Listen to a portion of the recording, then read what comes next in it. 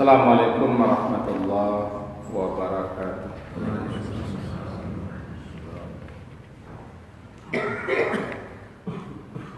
Bismillahirrahmanirrahim. Alhamdulillahirabbil alamin wassalatu wassalamu ala Rasulillah wa ala alihi wa ashabihi ajmain. A'udzu billahi minasy syaithanir rajim. Bismillahirrahmanirrahim. Alam yajidka yatiman fa'awa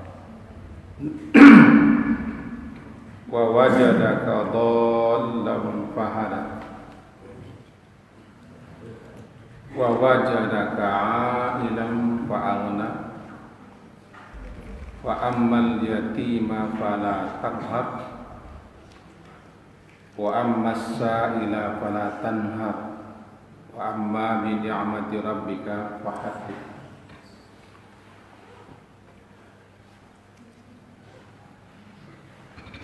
Alam yajidka, bukankah dia mendapatimu sebagai seorang yatim? Lalu dia, yaitu Allah, melindungimu. Yatim secara bahasa terambil pada kata-kata yutmun, ya, ta, dan mim, artinya sendiri atau tersendiri. Dikatakan seseorang itu yatim karena semenjak kematian bapaknya hidupnya sendiri dan disendirikan. Yang dikatakan yatim menurut syariat adalah orang yang mati bapaknya, bukan orang yang mati ibunya. Sementara di hewan yang dikatakan yatim adalah mati induknya. Sebab di manusia yang bertanggung jawab penuh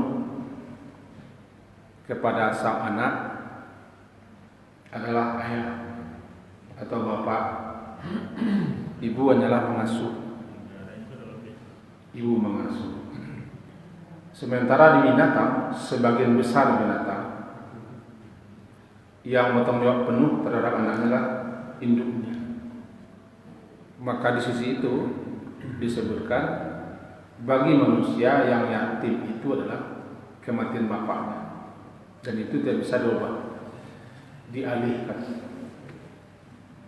Dan bagi binatang yang yatim itu adalah kematian induknya.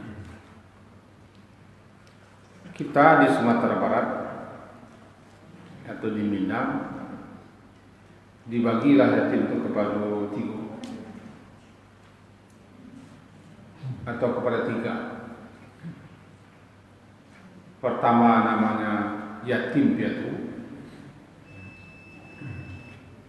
yang kedua yatim, yang ketiga piatu.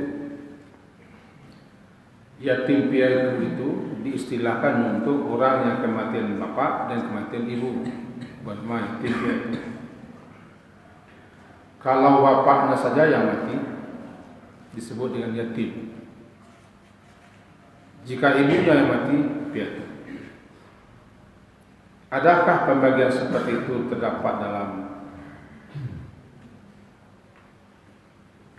Al-Quran misalnya, dalam sunnah Nabi? Setahu saya tidak. Itu hanya istilah yang dipakai, lebih khususnya dipakai di Sumatera Barat atau di Minang. Kenapa begitu?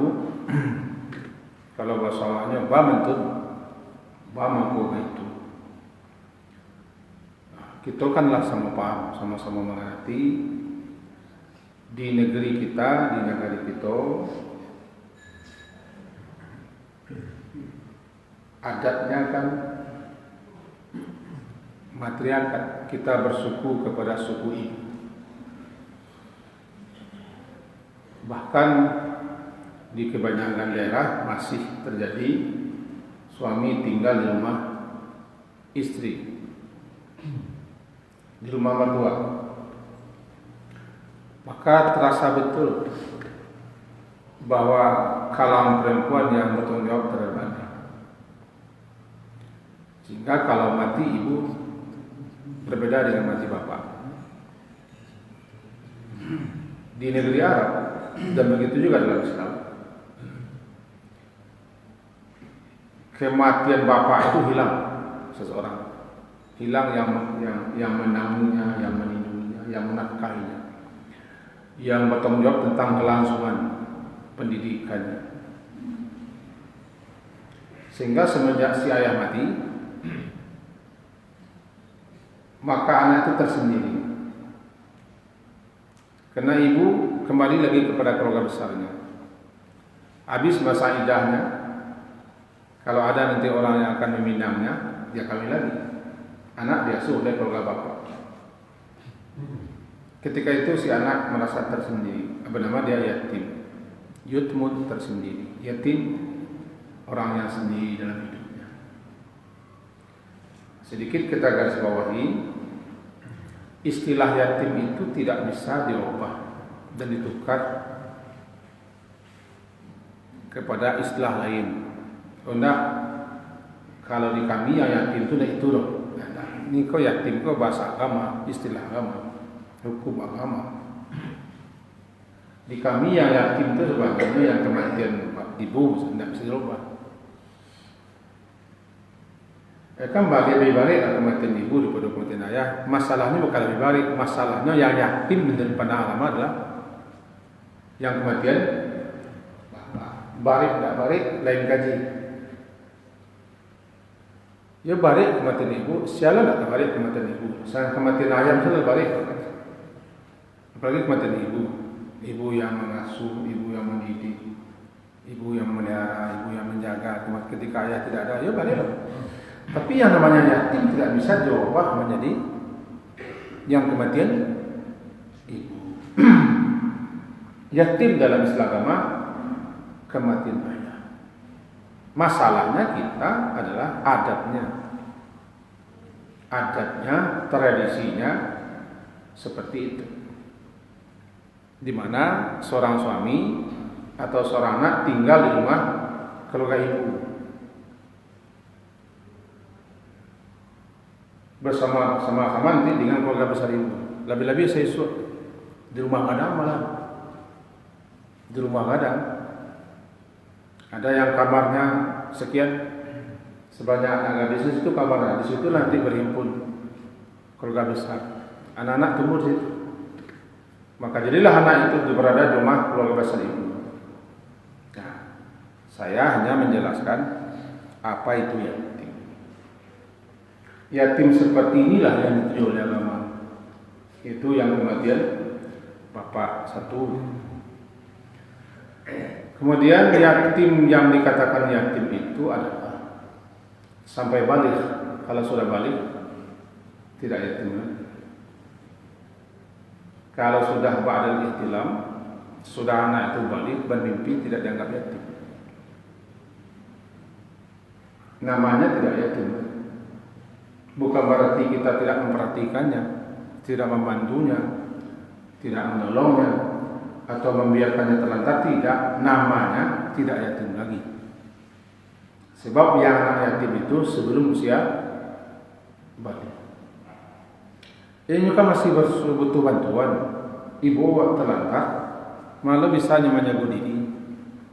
Ini butuh biaya. Iya, tapi yatim itu tidak berlaku baginya. Yatim itu sampai balik. Kalau sudah balik, sudah habis status anak yatim. Sebab rata-rata kita semuanya yatim. Mau yatim, ayah saya sudah mati. Mati ayahnya. Cuma mentang-mentang dia tidak status anak yatim atau mantan anak yatim, dia tidak boleh kita abaikan. Bahkan hartanya tidak boleh diberikan kepadanya oleh pemelihara. Tetap dikontrol sampai suatu umur di mana dia itu sudah mampu tegak berdiri di atas kakinya. Di yatim hanyalah orang yang kematian bapak sampai usia balik. Rata-rata usia balik 15 tahun. Setelah itu tetap diperhatikan, tetap kita bantu, kita tolong kalau tidak mampu bersama-sama. Cuma istilahnya tidak yatim. Itu yang kedua. Yang ketiga, dalam Al-Quran dan dalam hadis Nabi banyak sekali ayat dan hadis-hadis yang menyuruh kita untuk memperhatikan, memelihara, melindungi, membela, membantu anak yatim. Sampai-sampai Nabi bilang, ana wa kafilul yatim hakadha fil jannah. Saya dengan orang yang memelihara anak yatim di surga seperti ini, tidak ada jarak. Hakadha. Sebaik-baik rumah adalah di mana rumah itu di situ ada anak yatim yang dipelihara. Nah, kajian kita sekarang bukan masalah hukum itu. Kajian kita kan karena terkait dengan ayat. Bunyinya alam yajrika yatimam fa'awa. Nabi Muhammad sallallahu alaihi wasallam beliau kecil-kecil ketika berusia 2 bulan dalam kandungan ibu, menurut ahli sejarah, bapak beliau Abdullah meninggal, wafat, dikuburkan di Abwa Madinah. Umur 2 bulan. Ketika beliau lahir, jelas beliau tidak punya bapak. Jadi beliau sudah yatim punya dalam kandungan. Kemudian usia 6 tahun ibu beliau meninggal, Aminah. Kemudian beralih pengasuhan beliau kepada sang kakek Abdul Muttalib. 2 tahun kakek meninggal. Beralih lagi pengasuhan beliau kepada paman Abu Talib semenjak usia 8 tahun sampai kawin. Sampai beliau diangkat jadi Rasul. Sang paman inilah pembela.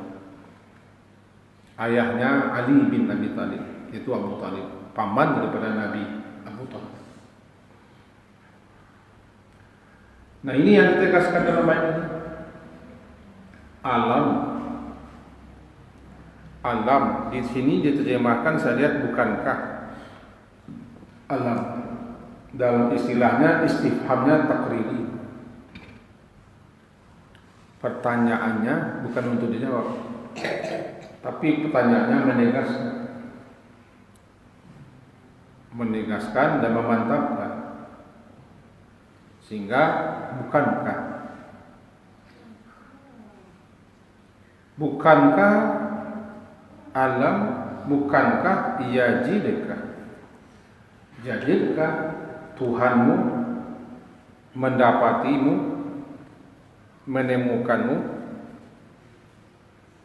selaku anak yatim?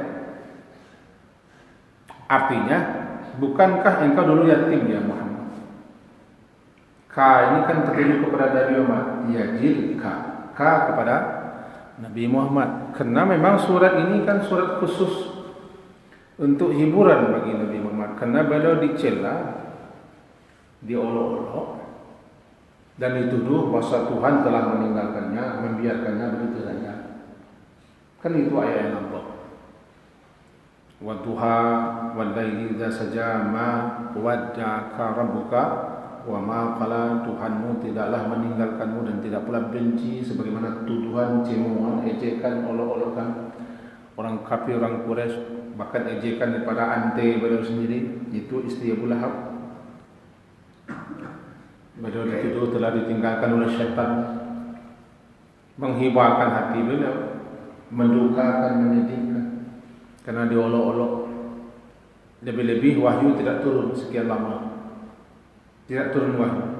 Biasanya datang wahyu datang Jibril, sekarang tidak nampak lagi wahyu turun, tertunda, terhenti. Bertambah gencarlah olok-olok sehingga beliau menjadi hibah. Terbayang terlintas seakan-akan memang beliau ditinggalkan dibiarkan oleh Allah. Ini ayat turun. Ma waddaka rabbuka wa ma qala. Nah, ayat yang kita baca sekarang menegaskan kepada beliau khususnya dan kepada kita umumnya, Allah Subhanahu wa taala azza wa jalla tidak meninggalkan dan tidak benci kepada beliau. Seakan-akan ayat bunyinya bahwa kepada beliau khususnya itu Nabi Muhammad SAW, alam yajidka rabbuka yatiman, bukankah Tuhanmu mendapatimu ya Muhammad yatim dulu di tanah Arab. Kalau mati seorang lalu dia meninggalkan anak itu terluntar, tidak ada yang perhatikan. Sebab harta peninggalan saya diperebutkan oleh keluarga saya. Si ibu habis masa idahnya dikembalikan ke keluarga besar ibunya. Anak ditinggalkan. Ibu mencari peruntukan sendiri, pergi lagi ke tempat orang tuanya, menunggu kalau ada orang melamar atau orang tuanya ada berusaha untuk itu. Maka anak di keluarga ayah tergantung kepada paman-pamannya, dibagi-bagi harta. Nah, itu ayat surah Al-Fajr. Wa ta'kuluna turata aklan lamma. Kamu memakan harta warisan itu dengan cama, tanpa mengindahkan istri yang meninggal. Anak-anak kadang-kadang tergantung kasihan saja. Maka jadilah anak yatim itu seakan dia sebatang kara, tidak ada yang menjaga, tidak ada yang melarang. Bukankah engkau dulu yatim Muhammad? Kalau memang betullah Tuhanmu, Rabb Allah, sebagaimana yang diolok-olokkan oleh orang kafir, oleh orang Quraisy, oleh orang musyrik, oleh istri pamanmu, seakan-akan engkau memang Tuhan benci kepadamu, Tuhanmu meninggalkannya sebagaimana tuduhan mereka. Coba tengok ke belakang. Sebelum engkau diangkat jadi rasulnya, jadi nabinya, dulu engkau terlahirkan dalam keadaan yatim. Anak yatim di masa itu tidak dipedulikan. Nah, kalau Tuhanmu membencimu, engkau terlantar sejak dulu. Wa wajadaka yatiman fa'awa. Awa di sini secara bahasa artinya melindungi. Melindungimu. Sebenarnya awa kan tempat tinggal. Awa itu secara bahasanya pergi ke rumah atau tempat tinggal. Orang yang pergi ke rumah, ke tempat tinggalnya, dia masih terpelihara, terlindungi, aman. Awa pergi ke rumah atau ke tempat tinggal. Nah, kalau dia sudah pergi ke rumah, dia merasa aman, tentram, damai, terlindungi, terpelihara, terjaga. Kemudian terpakailah kata-kata awa itu, melindungi. Kita baca sejarah Nabi Muhammad itu. Mula-mula ketika beliau lahir, beliau kan disusukan oleh budaknya Abu Lahab. Abu Lahab itu kan saudara bapak beliau, paman Nabi, kontan paman Nabi, kandung. Saking gembiranya Abu Lahab ini dengan kelahiran anak saudaranya laki-laki lagi. Orang beritahu kepada Abu Lahab bahwa anak saudaranya telah lahir. saudaranya bernama Abdullah, anaknya sudah lahir. Orang yang memberitahu kepada beliau tentang Nabi Muhammad lahir, saking gembiranya beliau ini, sudah ada pengganti saudaranya hilang, dimerdekakannya orang yang memberitahu itu. Jadi budak, dimerdekakannya daripada orang lain, hanya sekedar memberi tahu. Begitu saking gembiranya beliau. Sampai-sampai budaknya yang perempuan disuruhnya menyusukan Muhammad kecil ini. Karena tradisi bagi orang ketika itu mereka tidak menyusukan anak, yang menyusukan anaknya orang lain.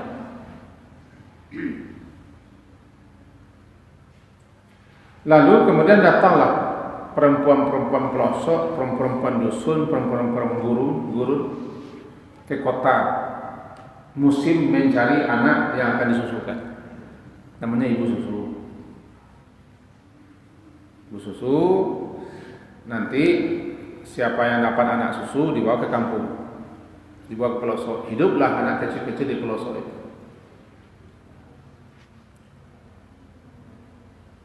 Kemudian si ibu susu dan koleganya itu dikasih upah, dikasih berbagai macam hadiah, tergantung sama pak. Kalau bapaknya orang kaya itu banyak dapat bonus. Kalau bapaknya orang berada itu tempat di mana anaknya disusukan, dirawat, dijaga, itu juga mendapat berbagai macam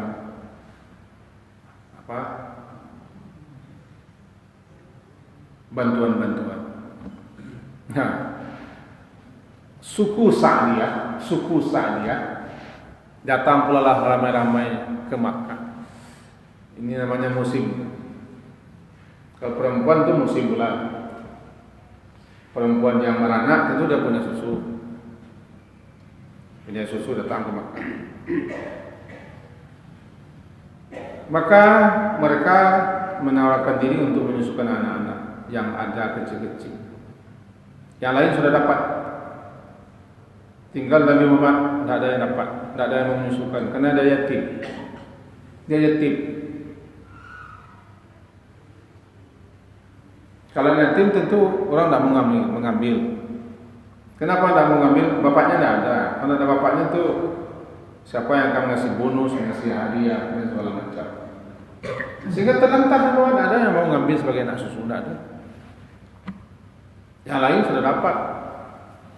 Kembalilah Halimah bersama suaminya serta rombongannya ke kampung Sa'diyah. Sa'diyah itu kampung. Ke kampung Sa'diyah dengan tangan hampa. Kita baca dalam sejarah, di tengah jalan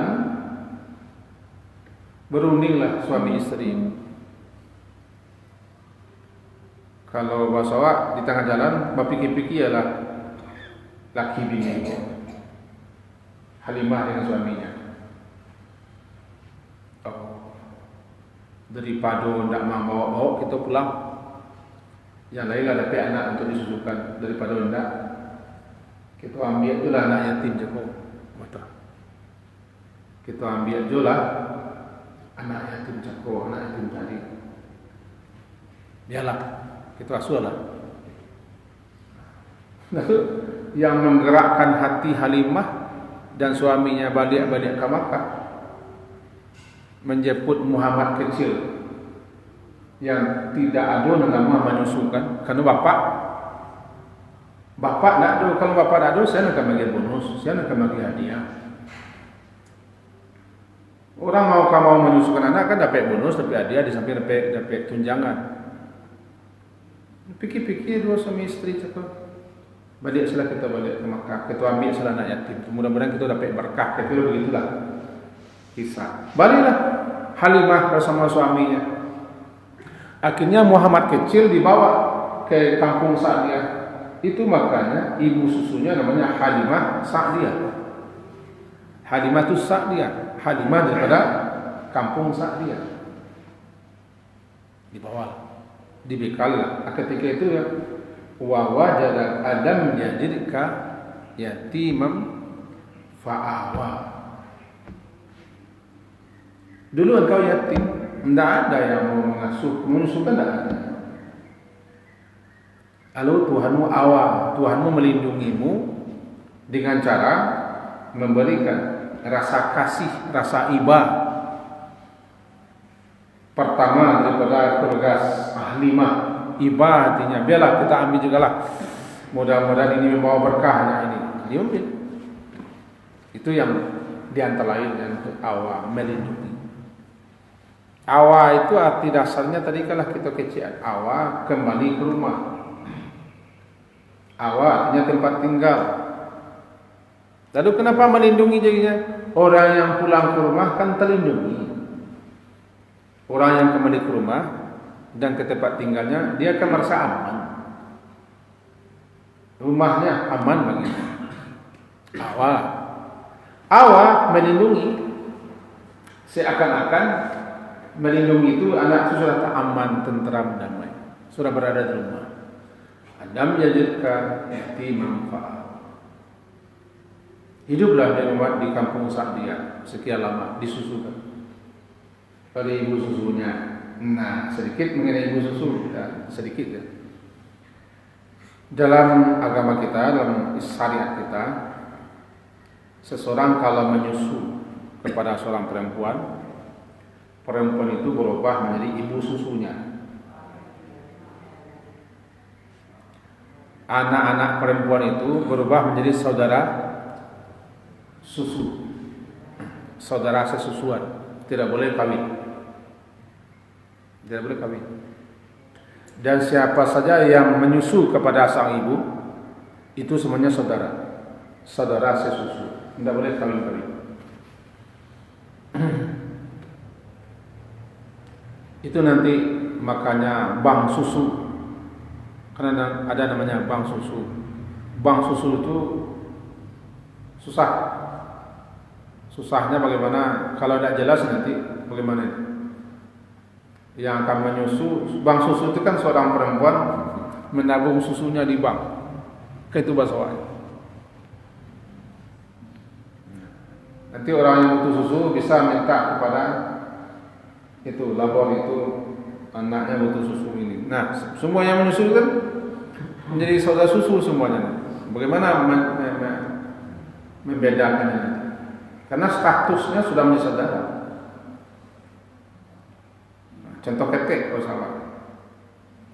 Contoh kecil. Ibu-ibu menitip anak kepada tetangga atau kepada kawan. Sama-sama punya anak ketek keduanya kan. Anak ketek. Lalu ibu ini karena dia kerja menitipkan anak ke tempat kawan atau tetangga atau sahabat. Nah, ini anak lo. Tapi dia acok pulang terlambat, anak menangis karena ibu disusukan sampai kenyang. Bukan hanya 1 sedot 2 sedot, tapi sampai kenyang. Di masa usia menyusu dan di masa usia masih tergantung dengan susu ibu. Disusukan ketika itu sudah berubah status ibu tadi menjadi ibu susunya. Dan si ibu harus memberitahu kepada sahabatnya tadi, anakmu telah saya susukan. Tadi menangis, tak bisa saya melihat anak menangis-nangis, saya susukan saya. Harus beritahu nanti. Kenapa beritahu? Karena dia sudah berubah menjadi ibu susu, saudara-saudaranya menjadi ibu saudara sesusuan, tidak boleh lagi. Itu sudah jatuh menjadi mahramnya. Mahram. Kalau kawin nanti, mana tahu berjodoh ini, tetangga atau kalau berjodoh, kita jodohkan saja anak kita nih. Yang satu rancak encik kami, jodohlah anak. Tahu seseorang, dikasih tahunya dulu. Kalian berdua dulu, tidak salah saya, pernah menyusu kepada si A. Sama-sama menyusu di masa usia susu, bukan sekali sedot, berkali-kali sedot sampai 5 sedot susuan. Langsung cerai. Walaupun sudah beranak. Beranak 3. Beranak 3. Kecil etek sampai ibu susunya ngecen satu wambo kalian kau dulu sama-sama menyusu. Sebab ibu susunya lah meninggal misalnya.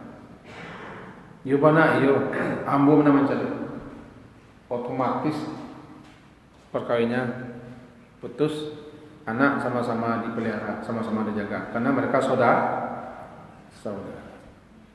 Nah, tuh sedikit kita menyimpang dari situ. Kaji kita kan tadi Nabi Muhammad disusukan oleh Halimah, tapi seketik menyimpang terlalu terkena. Itu status tentang masalah susuan. Catatannya anak kecil ini lagi. Kalau anaknya sudah anak kecil lagi, usianya bukan usia menyusu, tidak masalah lagi karena susu itu bukan makanan utama. Dan seterusnya. Hanya anak kecil. Usia menyusu dan tergantung dengan susu ibunya. Ada yang nyeleneh. Kalau kita menyusu ke sapi bagaimana? Apakah semuanya saudara sesusu? Tidak bisa. Si A menyusu kepada sapi, si B menyusu kepada sapi, si C juga. Sampai 10 orang menyusu kepada sapi, sapinya bernama Indomil, sapinya bernama Indenko. Apakah berubah statusnya menjadi saudara susu? Tidak. Karena sapi bukan ibu susuan kita. Dia tidak manusia. Jadi tidak boleh kawin dengan sapi, tidak pun menyusu kepada sapi. Tidak boleh kawin dengan sapi, itu jelas. Tidak boleh kawin dengan anak sapi. Yang ada seperti di India. Saya baca kemarin di India. Anak kalau lahir dalam keadaan tidak normal di India sampai sekarang berlaku tidak normal anak itu lahir. Misalnya cacat atau idiot segala macam atau berbagai macam penyakit menjalani, dibuang kesialannya. Bagaimana cara buang sial? Anak itu harus dikawinkan dengan binatang, dikawinkan sapi, dikawinkan dengan anjing, dikawinkan dengan kera. Itu modelnya. Kawin seperti itu bukan berarti kawinan yang normal, hanya status kawin dengan sapi. Jadi kalau ada tanyaan nyeleneh, jadi kami kok dia sama-sama menyusu ke sapi. Wah, kalau saudara saya orang jangan. Saudara saya Islam, bukan saudara saya sapi. Tidak ada saudara saya sapi. Waktu sudah larut kiranya Pak. Berarti kaji kita sampai situ yaitu tentang yatim alam menjadi kayatiman fa'awah. Bukankah yang Nabi Muhammad didapati ditemukan oleh Tuhanmu, bukan berarti Allah tidak tahu ya, tapi bahasanya itu bukankah yang Muhammad Tuhanmu mendapatimu yatim dulu, artinya engkau kan dulu yatim, lalu dia melindungi. Bukti Tuhanmu tidak meninggalkanmu, tidak membiarkanmu, semenjak kecil engkau sudah diarahkan dan dilindunginya. Maka Tuhanmu tidak mencimu, tidak meninggalkanmu, apalagi membenci. Jangan dengarkan ocehan orang kafir itu. Kira-kira begitu. Ini namanya bujukan Allah kepada Nabi Muhammad SAW. Semoga lah ada manfaatnya untuk kita bersama. 1-2 ayat ini, InsyaAllah nanti kita lanjutkan. Diakhiri dengan subhanakallahumma bihamdika asyhadu an la ilaha illa anta astaghfiruka wa atubu ilaik. Sallallahu ala Muhammadin wa ala alihi wa sahbihi ajma'in. Alhamdulillah. Assalamualaikum warahmatullahi wabarakatuh.